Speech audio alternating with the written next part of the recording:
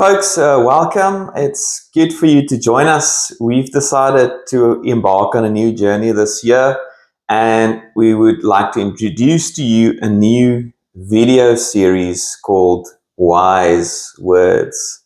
And you'll be glad to hear that it's not only me speaking, gladly. So throughout the year, we are going to interview different people, and today we have Reilly with us. Anne's been part of this community, part of Kirkliston Parish Church for many years, and she's got lots of experience, life experience, also as a follower of Jesus, living within Christ. And we are so delighted, and that you are joining us today, and looking forward to just spending a bit of time with you. And there are big changes happening in your life right now. Would you care to enlighten us? Well, the biggest change really happened last year when my husband died, and I took the decision at that point to move back to Northern Ireland to my family, who are living in a place called Coleraine. So that is the biggest change. I haven't been back living in Northern Ireland since 1972, so it's a very long time. Since 1972. Yes. And have you been in Scotland since 1972 then? Yes, I have. Okay. So it's, 53 years? 53, almost 54 years. I always said I was an adopted Scot. Okay. Has Scotland felt like home for you? Yes. Okay. But I did discover recently that my DNA is typical of people who have moved backwards and forwards from Scotland to Ireland and vice versa. Oh, wow. And it's central Scotland. It's the biggest part. Central Scotland. So is that Falkirk area or? Well, it's roundabout. I think this is central Scotland. Yeah, probably. So it's interesting when you find these things out. Yeah. And tell us a bit about your upbringing in Northern Ireland. Indeed. I was born in a place called Whitehead, and I was brought up in a neighbouring town called Carrickfergus. And the famous thing about Carrickfergus that some people do know is it has a Norman castle. I was an only child for the first 12 years of my life. But there I was, my parents were regular churchgoers. And so I was taken with them to church from when I was a really small baby. And our regular Sundays were church in the morning, Sunday school in the afternoon, and we had a youth club in the evening. So all of Sunday particularly was spent in church. Okay. So that was how I was brought up. Yeah. And most of our family were the same. Okay. So that was my upbringing. And are you looking forward to going back to Northern Ireland? That's a difficult question, actually. I know that I'm going to do it. And it is something that I have, in fact, placed in the Lord's hands, prayed about it. And I have not had any feeling that I should not do it. I was home at Christmas and spent time, obviously, with the family and the great grand nieces. And I did think then, this is good. And I would quite like to do this more regularly. Yeah. So. And it's interesting, we spoke about just your experience, as you've pointed out now on a few occasions, and just reconnecting with people you've not seen in, some years, some decades. And so it's almost that feeling of coming home, probably, for you. Yes, indeed. And I think, as I have said, I have already connected before with a church family in Coleraine. And I will go there when I go back. Yeah. So that's helpful. Very much so. Because I do know some people who are there, and they know I'm coming back and have said that I will be welcome. Yeah. And talking about growing up in the church, where it was very much the norm, culturally speaking, going to church. Was there a specific moment in your life where you experienced a type of an epiphany or a revelation, a moment of total and utter surrender? Or do you think your faith kind of just built over the years? It's, I think it built over the years, but I do clearly remember we at that time took our first communion. We didn't call it that, but we were first engaged in communion, I think maybe about the age of 16. Mm-hmm. And there was very much the discussion about giving your heart Mm-hmm. to the Lord.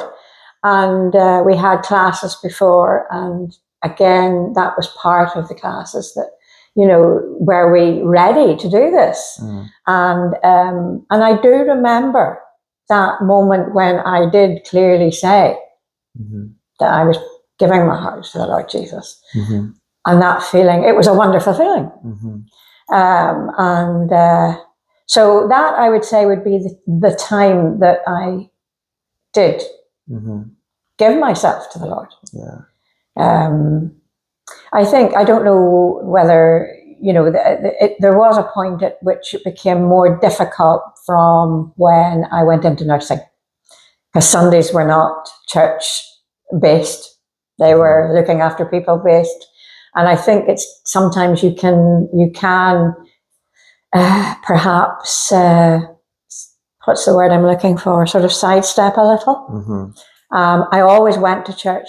I would have always prayed, but the actual attendance regularly had slipped. Okay. And it wasn't until I was back here, in fact, and my first husband died, and it was an elder in the church, Jenny. She came to my house afterwards and said, "You're coming to church with me on Sunday." And I have never stopped. Oh, wow. So there was the path. Yeah. And so that would be, how many years ago? 30, over 30 years. Yeah. That Yeah. I have been a member in Kirkliston. Yeah. Um, And so, I mean, I'm thinking of things that shape your walk with the Lord. Mhm. And it sounds, I mean, I don't want to answer the question for you, but it sounds like community, fellowship. I know your life group Yes. has helped Yeah. a lot. Oh, absolutely. I think that was it's a wonderful, it's mentorships, discipleship, whatever word you want to use. You are together with a number of other people, Mm-hmm. believers, and you learn to pray Mm-hmm. with other people, Mm-hmm. and you learn to discuss the Bible. It's not just reading it, it's actually discussing it. And it is a safe space if you have troubles in your life, that you can talk about them and pray about them. Yeah. And to me, that was the most wonderful thing. And that has brought me on immensely. Yeah. It really has. Yeah. Why do you think then prayer is so important? Because, well, you're talking to the Lord. And you can, I mean, I always say thank you in my prayer for the wonderful counsel, because he's a wonderful counselor. And it may not be you get a straightforward answer, but there will be, at some point, you will know that you've been given the answer. Yeah. And for me, that is, that I suppose is one of the most important things, is talking to God through prayer. Yes. And just it's like laying it all out, whatever it is, and being thankful, glorifying. There's lots of things that you do in prayer. Yeah. What would you say to someone finding it difficult to pray? Talk is what I say. Just talk. Just talk. Yeah, because I think people sometimes think that prayer has to be in a certain format. But I don't think it has. I mean, I tend to, it's more of a conversation. And I often revisit my day in prayer and be thankful for certain things, and ask for direction in certain things. And so for me, that's really, and obviously to say thank you for the life that we have. Yes. So that for me, that's my feeling about prayer. And would you say that had a big impact on you whilst you were still working as a nurse, for example? Yeah. The prayer. Yes. That's a difficult question, actually, Eric, because we were not allowed to offer prayer, which I find quite troubling. It was just one of the things that occasionally some people would ask, and I will freely admit that I would have said a quiet prayer with them. Yeah. But it was not. It was just something that I think they just didn't think that it might. They thought, I think, it might offend some people or some. I don't know, but it was. We were told that we must not do it. So.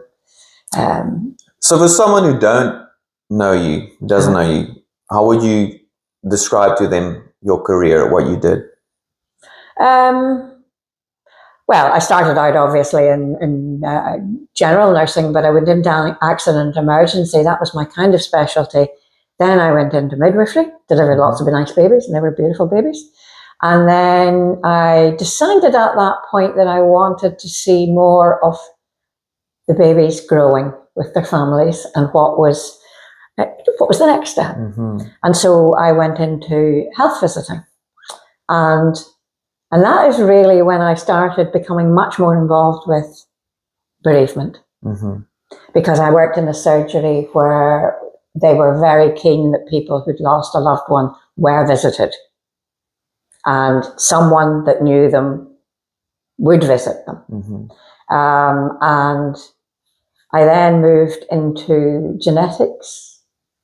And that was, again, as a family care worker within genetics. So you were seeing families who had babies with disability or families who'd had stillbirth or miscarriage. And so I was the family support in that context. And I did that for about 15 years. And then, of course, I then started doing this within the church family.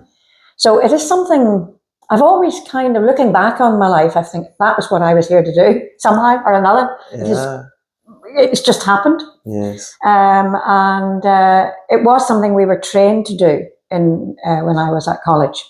We had a module on bereavement support. So I did have a little formal training that you learn throughout your life. Yeah. You learn. And I mean, how do you prepare yourself when you know, for example, you need to go and visit a family who've gone through a pregnancy loss? Yeah.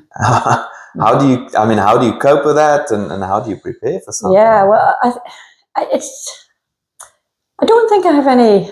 I know that it's not going to be easy. You know that you're going to be sitting alongside people who are just simply devastated.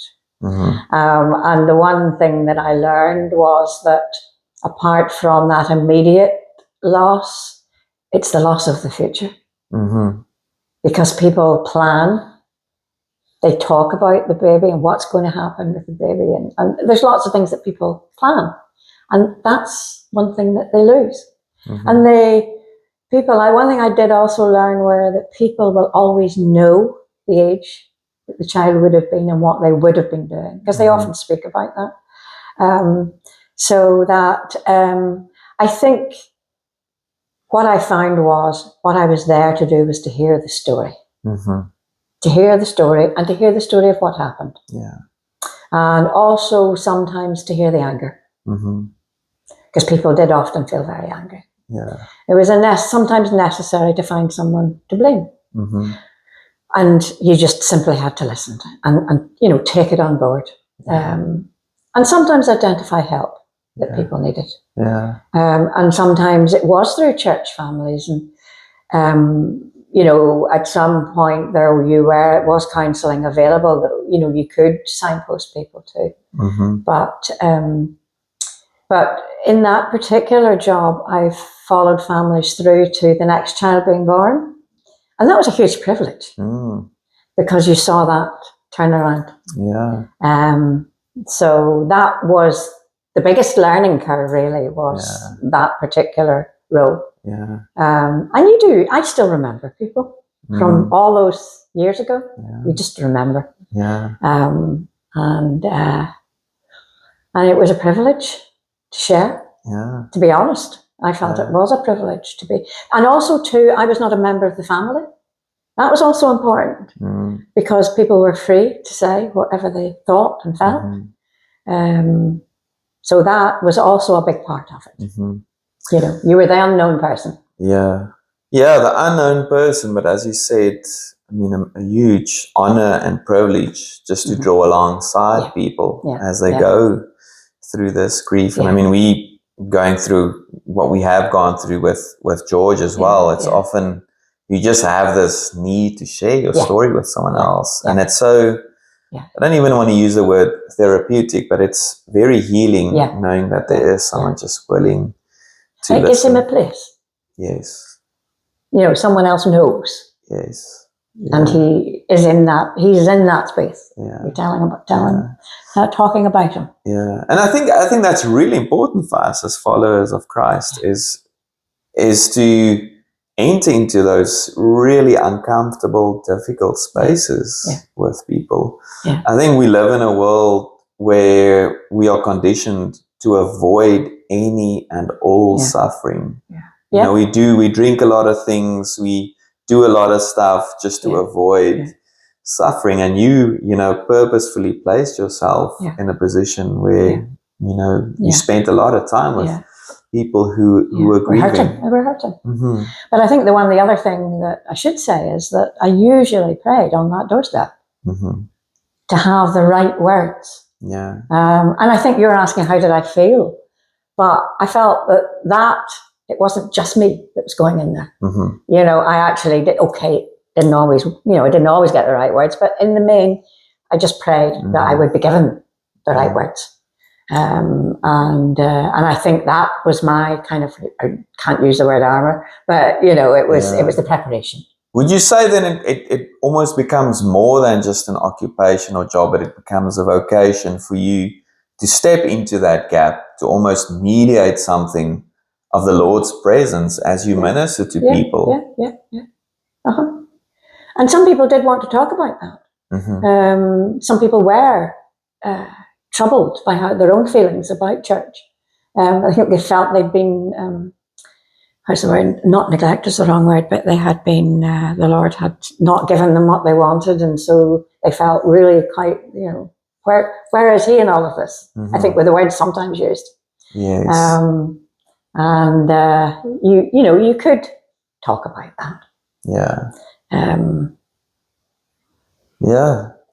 I think just experiencing those emotions with others, I think is so important. You know, because we're all human at the end of the day. Yes, and not rejecting how they felt.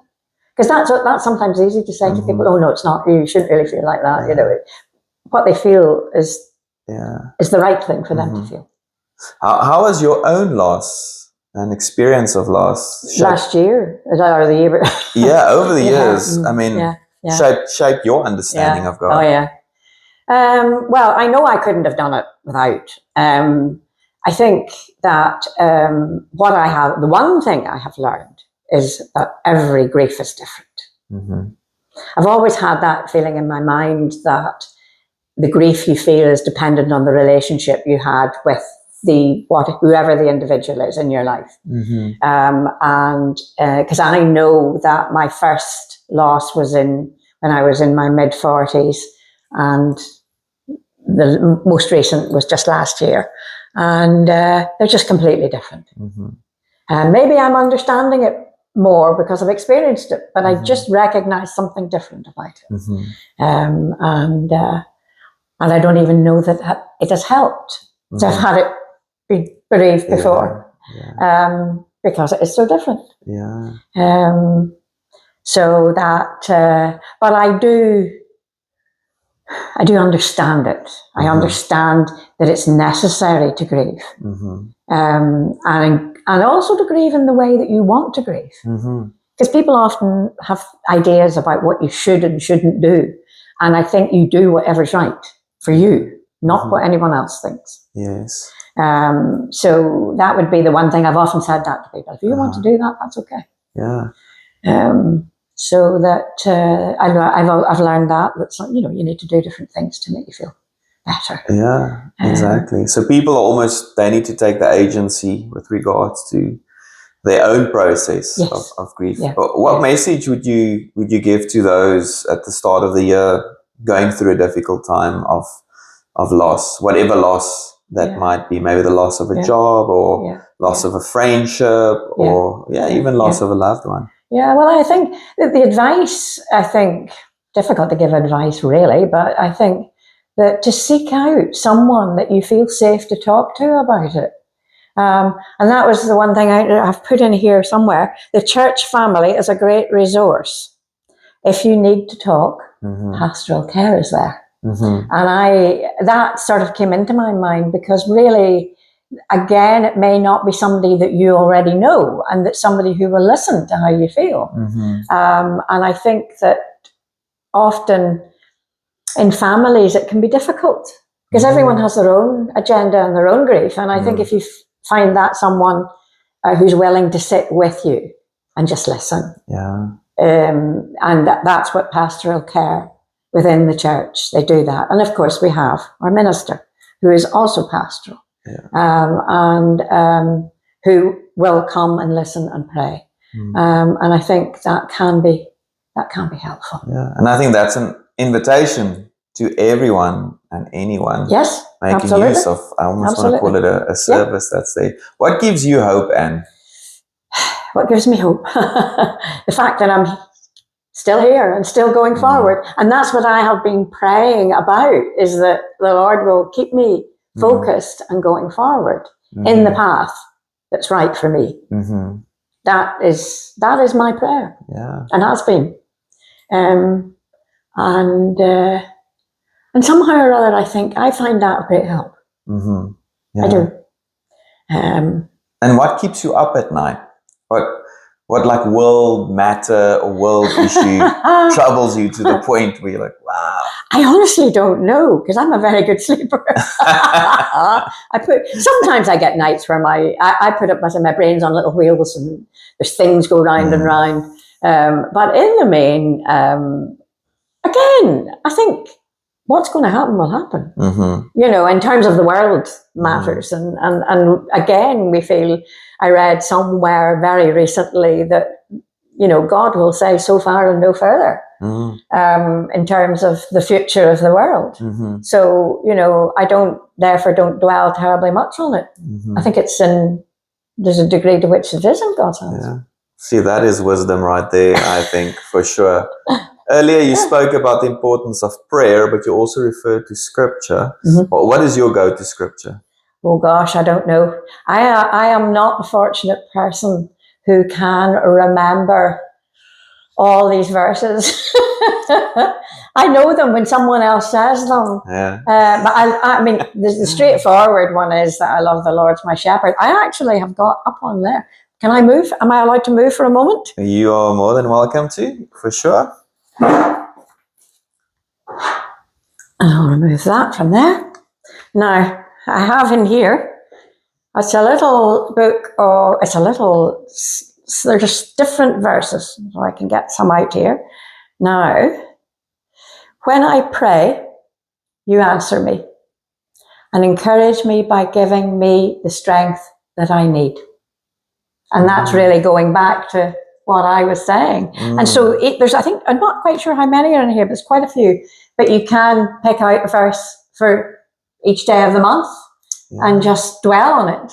And this was given to me many years ago by an aunt in Northern Ireland. Oh, wow. Thank you for sharing that with us. So in a way, and all things are possible.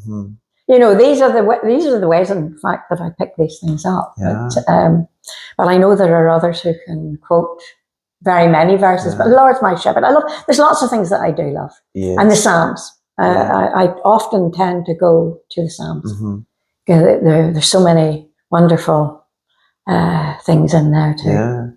So just as a final opportunity to share some wise words, is there anything you would like to conclude with? I don't know if there's a quote or if there's an approach to life, or I almost want to use the word ideology, but I think let's stick to the gospel. Well, no, I mean, what comes into straight into my mind is trust in the Lord. He's faithful.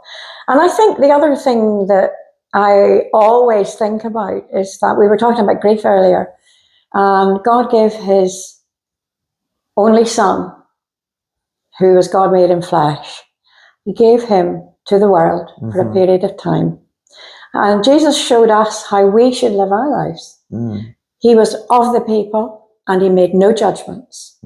But the grief was that Jesus went to the cross, and there were many people grieved him for that period of time.